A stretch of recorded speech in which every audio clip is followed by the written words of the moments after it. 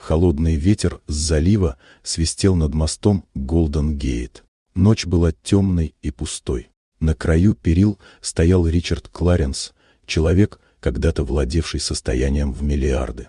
Теперь от его империи остались лишь обвинения, арестованные счета и разбитая репутация. Предательство ближайшего партнера, Нейтана Брукса, уничтожило все, что он строил десятилетиями.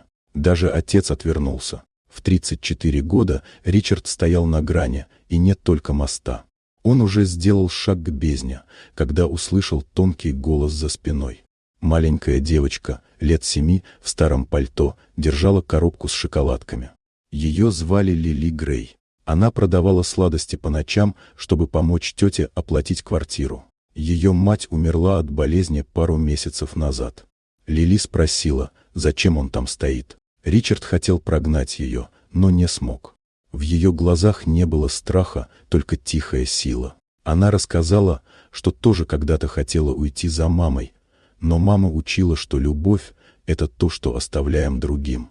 И если хоть кто-то рядом нуждается в нас, значит уходить рано.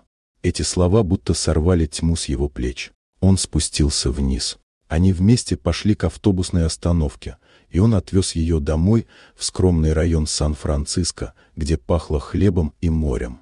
На следующее утро Ричард решил, что не позволит одному предательству определить его жизнь. Он нанял адвокатов, доказал невиновность и направил остатки своего состояния на создание фонда Bridge of Hope, мост надежды. Фонд помогал детям, потерявшим родителей, таким как Лили.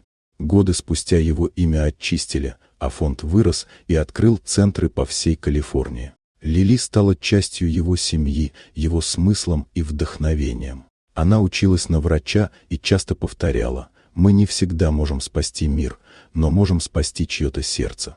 Ричард знал, что именно она спасла его тогда, на мосту. Они часто возвращались туда вместе. Глядя на огни залива, он думал, что все самое ценное в жизни нельзя купить, только заслужить. Мост, с которого он хотел уйти, стал началом новой дороги. Вот такая удивительная история.